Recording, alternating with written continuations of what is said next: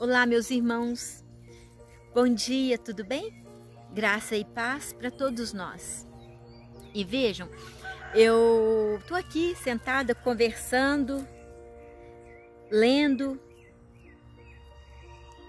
tentando responder algumas questões que as pessoas têm feito, têm me perguntado sobre esse momento da igreja, sobre o que tem acontecido. Porque tantas notícias são veiculadas, nós nunca sabemos o que é verdade, nós nunca sabemos o que é interesse dos veículos de comunicação. Muitas notícias chegam deturpadas até nós. E quem sou eu para questionar? Quem somos nós para questionar, para apontar o dedo, para julgar? Santa Teresa, ela dizia que aqueles que julgam, eles não têm tempo para amar. Eles são impossibilitados de amar.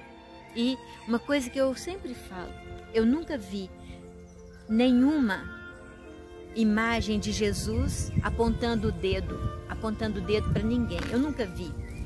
E eu quero responder ao que as pessoas têm me perguntado sobre essas notícias que estão veiculadas na televisão, esses escândalos que a igreja tem passado. Uma vez perguntaram para Santa Teresa, uma pessoa chegou para ela e disse: mas o que a senhora tem para me falar da igreja? E essa igreja que está tão desorganizada, essa igreja que está tão arruinada, porque tantas coisas ruins eram também postas à tona, postas em xeque. E Santa Teresa, ela disse que para essa pessoa, ela respondeu fazendo uma pergunta: de qual igreja você está falando? Da igreja que está aí dentro do seu coração ou da igreja que está aqui dentro do meu coração? Porque a minha igreja está organizada e meus irmãos. É a resposta mais certa que ela podia ter dado para aquela pessoa. Por quê? Porque a igreja somos nós. Nós pensamos que a igreja é aquele prédio, que a igreja é algo distante. A igreja somos nós. A igreja é você e a igreja sou eu. Se a sua vida está conectada com os princípios da justiça, do amor, da paz, a sua igreja está organizada. Agora, se a sua igreja está também completamente desfocada, aí sim, nós não temos autoridade nenhuma para falar da igreja, porque a igreja somos nós. Nós somos o corpo da igreja. E olha o que Deus colocava aqui no meu coração. Meu irmão, e o julgamento não cabe a nós, porque veja o que Deus fala. Está lá em Ezequiel, capítulo 34. Oráculo contra os pastores infiéis. Quando eu perguntava para Deus o que Ele queria colocar para nós aqui nesse momento. E aqui está a resposta. E Ele diz assim para você, para mim, eu queria que você também se colocasse como pastor, porque você tem a sua igreja doméstica. Nós temos a nossa igreja, da qual nós fazemos parte, somos corpo da igreja, mas cada um de nós aqui também tem a responsabilidade sobre as suas ovelhas. E muitas vezes nós estamos também como pastores infiéis. E a palavra do Senhor foi-me dirigida nestes termos: Filho do homem, profetiza contra os pastores de Israel. Dize-lhes a esses pastores este oráculo: eis o que diz o Senhor Javé: ai dos pastores de Israel, que só cuidam do seu próprio pasto. Não é seu rebanho que devem pastorear os pastores? E ele diz: vós bebeis o leite, vestivos de lã, matais as reses mais gordas e sacrificais. Tudo isso sem nutrir o rebanho. Vós não fortaleceis as ovelhas fracas, a doente não a tratais, a ferida não a curais, a transviada não a reconduzis. A perdida não a procurais, a todas tratais com violência e dureza. Assim, por falta de pastor, dispersaram-se minhas ovelhas. E em sua dispersão foram expostas e tornaram-se presa de todas as feras. E lá no versículo 10, ele diz, continua dizendo, como que mesmo chamando a atenção de todos os pastores. E isso, meu irmão, não compreende só os pastores da igreja, compreende também você, compreende a mim, enquanto nós assumimos a nossa posição de pastores. Eis o que diz o Senhor Javé: vou castigar esses pastores, vou reclamar deles as minhas ovelhas, vou tirar deles a guarda do rebanho, de modo que não mais possam fartar a si mesmos. Arrancarei minhas ovelhas da sua goela, de modo que não mais poderá devorá-las. Pois eis o que diz o Senhor Javé: vou tomar eu próprio o cuidado com minhas ovelhas, velarei sobre elas. Lá no 16, versículo 16, a ovelha perdida eu a procurarei, a desgarrada eu a reconduzirei, a ferida eu a curarei, a doente eu a restabelecerei, e velarei sobre a que estiver gorda e vigorosa. Apacentá-las-ei todas com justiça. Palavra do Senhor, graças a Deus. E aqui Deus nos enche de esperança, e Deus também, Ele nos chama a assumir a nossa posição, e Ele chama os seus pastores a também assumir a sua posição, porque hoje nós estamos passando até por um momento de escândalo da igreja, e nós estamos todos questionando o que os pastores têm feito. Será que eles estão cumprindo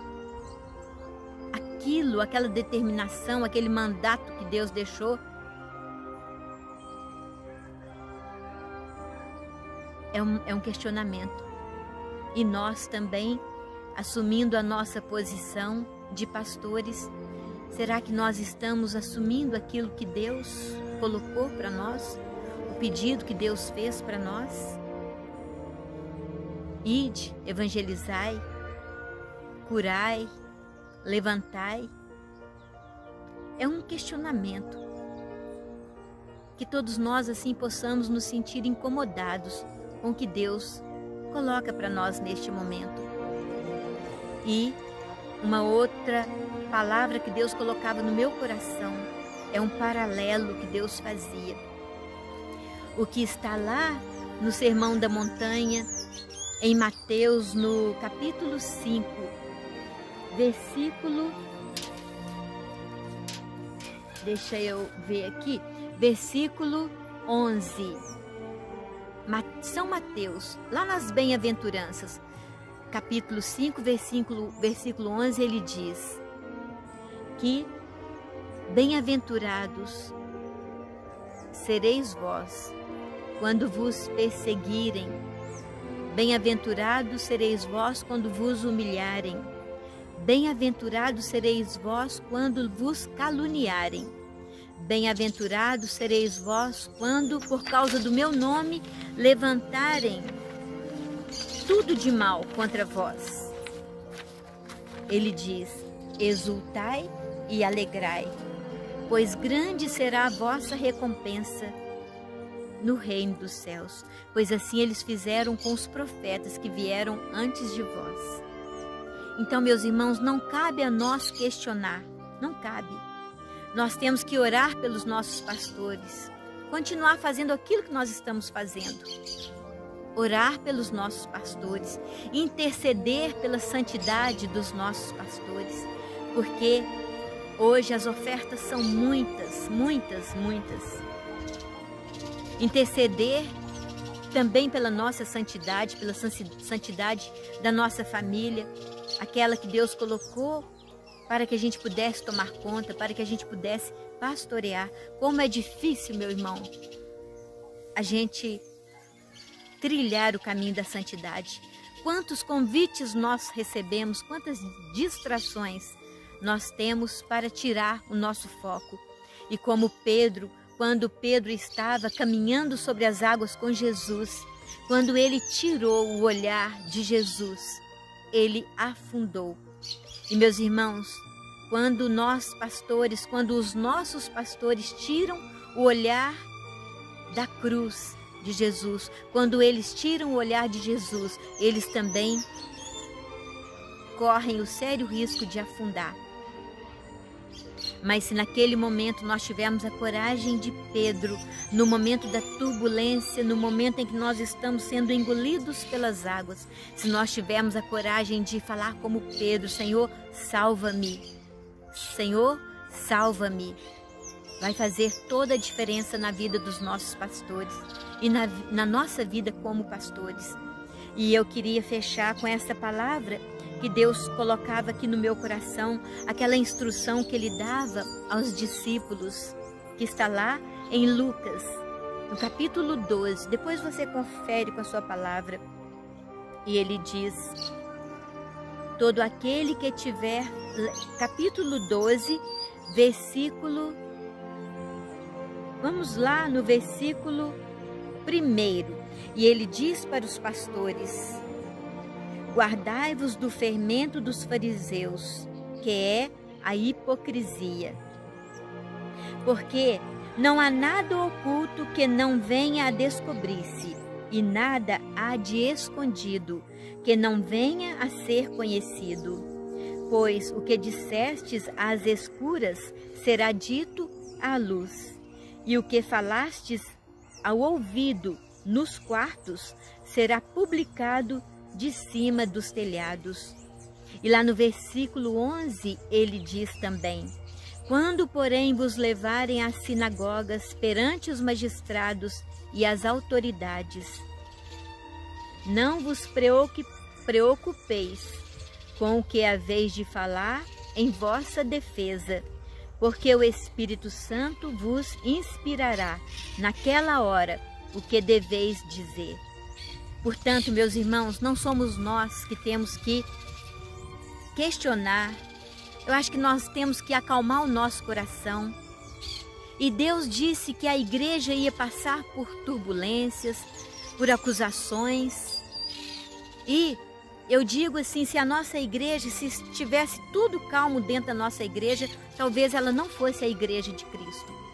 Se a sua igreja, meu irmão, está tranquilo, tudo tranquilo, se vocês não estão passando, se nós não estivermos passando por tribulações, parece que não é a igreja de Cristo, porque Ele disse que o demônio ia tentar a nossa igreja.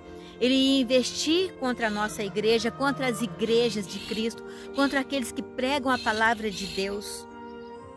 Mas Ele também nos deu essa palavra de confiança, a instrução aos discípulos. Isso serve para você, serve para os nossos pastores. Quando, porém, vos levarem às sinagogas, perante os magistrados e as autoridades, não vos preocupeis com o que haveis de falar em vossa defesa, porque o Espírito Santo vos inspirará naquela hora o que deveis dizer. E as portas do inferno não prevalecerão sobre os pastores, sobre a igreja, sobre aquelas pessoas justas, constituídas em dignidade. Essa certeza nós temos, meus irmãos. Então, ao invés de julgar, vamos rezar. Ao invés de julgar, vamos amar. E eu te convido a rezar um Pai Nosso agora pela nossa igreja, pelos nossos pastores, por todas aquelas pessoas espalhadas pelo mundo, meu irmão, que estão zelosas com a casa do Pai. O zelo da casa, pela casa do Pai, ia consumir Jesus, consumiu Jesus, assim como Ele consumiu São Francisco de Assis. E que Ele possa nos consumir também, o zelo pela casa do Pai possa nos consumir. Pai nosso que estais no céu, santificado seja o vosso nome. Venha a nós o vosso reino, seja feita a vossa vontade, assim na terra como no céu. O pão nosso de cada dia nos dai hoje, perdoai as nossas ofensas, assim como nós perdoamos a quem nos tem ofendido. E não nos deixeis cair em tentação, mas livrai-nos do mal. Amém. E meus irmãos, vocês todos que pediram uma posição, a minha posição, sobre esse momento difícil que a igreja está passando, iluminada pela palavra de Deus, eu creio ter respondido, ou eu creio ter dado o direcionamento, passado o direcionamento que Jesus me inspirava, que o Espírito Santo de Deus me inspirava. Compartilhe essa mensagem. Vamos rezar pela igreja, pelos nossos sacerdotes, pelos nossos pastores.